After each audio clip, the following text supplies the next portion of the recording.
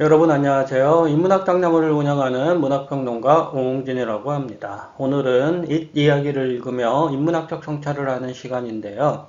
이솝우화인 까마귀와 여우를 살펴보려고 합니다. 이솝우화에서 여우는 부정적인 인물로 그려지는 경우가 많습니다. 여기서도 예외는 아닙니다. 다만 까마귀의 어리석음이 더 부각됩니다. 입에 고기를 문 까마귀가 자랑스러운 표정을 지으며 나뭇가지에 앉았습니다. 마침 여우가 나무 아래를 지나다가 그 모습을 보았습니다. 여우는 고기가 먹고 싶습니다. 까마귀에게 좀 나눠달라고 하고 싶지만 자존심이 상해 그리 못합니다. 설사 그렇게 한다고 해도 까마귀가 줄 것 같지도 않고요. 곰곰이 고기 뺏을 일을 생각하던 여우는 좋은 깨를 떠올렸습니다. 곧바로 여우는 나무 밑에 자리를 잡고 앉아 까마귀에게 말을 걸었습니다. 모든 새들 가운데서 너야말로 가장 아름다운 새로구나. 우아한 몸매는 위엄에 넘쳐나고 윤기가 자르르 도는구나. 너는 모든 새들의 왕이 될 수 있도록 이상적으로 만들어졌어. 만약에 아름다운 목소리까지 갖추었다면 확실하게 왕이 될 수 있을 거야. 아름다운 새라고 하는데 어느 까마귀가 싫어할까요? 까마귀는 그 말을 듣고는 이내 여우에게 마음을 뺏깁니다. 까마귀 얼굴에 화색이 도는 걸 본 여우는 까마귀를 모든 새들의 왕이라고 칭송합니다. 까마귀는 지금 자기 모습을 들여다볼 여유가 없습니다. 갑자기 나타난 여우가 자기를 아름답다고 하니 그저 좋기만 한 겁니다. 자기가 하는 말에 까마귀가 완전히 빠져든 걸로 파악한 여우는 슬슬 자기 의도를 드러내기 시작합니다. 아름다운 목소리에 대해 얘기하는 거죠. 지금 까마귀는 입에 고기를 물고 있습니다. 입을 벌리지 않는 한 고기가 나무 아래로 떨어지지 않겠죠? 그러니 여우는 어떻게든 까마귀 입을 열게 해야 합니다. 어떻게 해야 까마귀는 입을 열까요? 여우는 까마귀 마음을 들뜨게 합니다. 까마귀가 누구한테 아름답다는 소리를 듣겠어요? 까마귀 마음을 잔뜩 부풀리면 까마귀 스스로 입을 열 거라고 여우는 생각한 거죠. 실제로 까마귀는 여우께에 빠져버립니다. 여우가 뭐라고 말했나요? 목소리만 갖추었다면 확실하게 왕이 될 수 있을 거야 라고 말하죠. 쉽게 말하면 여우는 까마귀에게 목소리를 들려달라고 말하는 거죠. 새들의 왕이 되려면 입을 열어 목소리를 들려달라는 여우 말에 도취되어 까마귀는 입에 문 고기는 생각하지 않고 그만 입을 엽니다. 무새들을 지배하는 왕이 되는 거잖아요. 이런 생각을 하는 까마귀에게 어디 입에 문 고기가 들어오겠어요? 까마귀는 자기 목소리가 아름답다는 걸 과시하기 위해서 고기가 떨어지는 줄도 모르고 있는 힘껏 울어젖힙니다. 속으로 여우는 만세를 부르겠죠. 자기 꾀에 남이 넘어오면 희열감이 느껴지기도 할 거예요. 여우는 잽싸게 달려가 떨어진 고기를 입에 뭅니다. 고기는 이제 여우 손에 들어온 거죠. 까마귀는 어떤 얼굴 표정을 지으며 고기를 집어드는 여우를 바라볼까요? 여우가 까마귀에게 한마디 합니다. 아, 까마귀야, 만일 거기에 판단력만 갖추었다면 너는 새들의 왕으로서 부족함이 없을 텐데. 판단력이란 말을 하네요.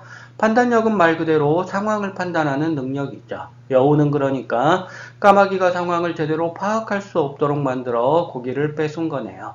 여우가 똑똑한 건가요? 아니면 까마귀가 어리석은 건가요? 둘 다 맞는 것 같다고요? 하긴 이솝 아저씨는 이런 생각으로 이야기를 지었겠죠. 하지만 우리가 꼭 이 작가 생각대로 움직일 필요는 없잖아요.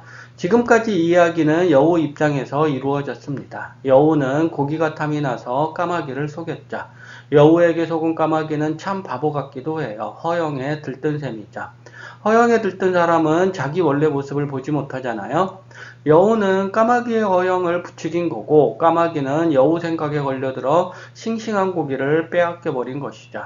영리한 여우가 어리석은 까마귀를 한 수 가르쳐준 이야기가 되는 겁니다. 까마귀 입장에서 다시 생각해 볼까요? 이야기는 항상 다양한 해석을 기다리고 있습니다. 물론 자기 마음대로 해석을 하면 안 되죠. 그렇게 해석하는 분명한 이유가 있어야 하죠.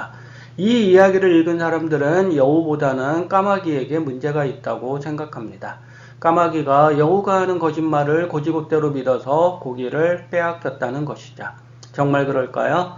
까마귀는 여우가 하는 말을 믿습니다. 자기가 마치 새의 왕이라도 되는 양 우쭐해지자 자기 주제를 파악하지 못하면 까마귀처럼 된다는 교훈이 여기에는 스며들어 있다고나 할까요?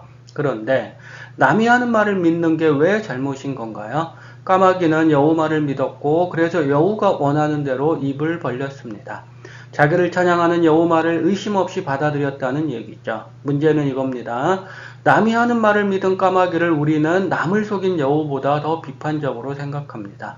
여우처럼 행동은 해도 까마귀처럼 행동하면 안 된다는 생각도 모르는 사이에 하겠지요. 우리는 왜 까마귀보다 여우 행동을 더 선호하는 걸까요? 까마귀는 손해를 봤지만 여우는 이익을 얻었기 때문이죠. 우리가 이 세상을 사는 방식이 이 이야기에는 투영되어 있다는 말입니다. 우리는 누구나 다른 사람보다 잘 살고 싶은 욕망이 있습니다. 이런 욕망 자체를 비난할 수는 없죠. 여러분은 왜 공부를 하나요? 자아를 실현하기 위해서인가요? 물어보는 저도 웃음이 절로 나오네요. 사회적으로 성공하기 위해 공부를 하지 않나요? 그렇지 않으면 다행입니다. 혹 세계 평화를 실현하기 위해 열심히 공부한다면 박수를 쳐주고 싶습니다. 그냥 하는 말이 아닙니다. 이런 마음으로 공부하는 사람이 있다면 기꺼이 그 앞에서 고개를 숙이고 싶으니까요. 여우가 만약 공부를 한다면 어떤 공부를 할까요? 까마귀와 같은 어리석은 이들을 속이는 공부를 하겠죠. 그게 여우가 살아가는 방식이니까요. 여우는 처음부터 까마귀가 가진 고기를 어떻게 하면 뺏을 수 있을까만 고민했습니다. 배가 고프니 까마귀에게 고기를 좀 나눠달라고 요청하지 않았죠. 까마귀가 여우에게 고기를 나눠줄 리 없다고요? 누가 그러던가요? 여우가 지레 그런 마음을 품고 아예 시도조차 하지 않은걸요. 까마귀는 어쩌면 배고픈 여우에게 고기를 나눠줄 준비를 한지도 모릅니다. 나무에 앉은 까마귀가 여우를 위험한 존재로 생각하지는 않았을 테고요. 너야말로 가장 아름다운 새라는 여우의 말을 듣고 까마귀는 그래서 자기 마음을 완전히 열지 않았을까요? 까마귀는 자기를 알아주는 여우와 정말로 친구가 되고 싶었는지도 모릅니다. 아무에게도 들어보지 못한 말을 하는 여우니까요. 그래요. 까마귀는 순진한 거죠. 이렇게 순진한 마음으로는 자본주의 사회를 살아가기 힘들다고 사람들은 말합니다. 까마귀가 여우보다 좋은 대우를 못 받는 이유인 거죠. 여우가 지배하는 세상을 상상해 보셨나요? 여우에게 한번 속은 까마귀는 아마도 다시는 마음을 열지 않을 겁니다. 여우만이 아닙니다. 다른 동물들을 향해서도 제 마음을 열지 않을 겁니다. 이런 걸 학습효과라고 하던가요? 여우가 지배하는 세상에서는 까마귀처럼 순진한 존재들은 점점 사라질 거예요. 모든 사람이 여우가 되는 세상을 어떻게 생각하세요? 이 이야기를 읽으며 혹 여러분은 똑똑한 여우가 되어야겠다고 생각했나요? 똑똑한 여우가 되어 어리석은 까마귀처럼 고기를 빼앗기지 않을 거라고 생각했나요?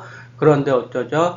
여우에게 속은 까마귀들이 전부 여우가 되는 상황이 올 텐데요. 욕망을 실현할 대상은 한정되어 있으니 더욱 치고받고 싸우는 상황이 벌어지겠죠. 토마스 홉스가 말한 만인에 대한 만인의 투쟁이 실제로 일어날 수도 있다는 얘기입니다. 어떤가요? 우리가 별다르지 않게 생각한 여우 행동 하나에도 이런 엄청난 진실이 숨어 있습니다.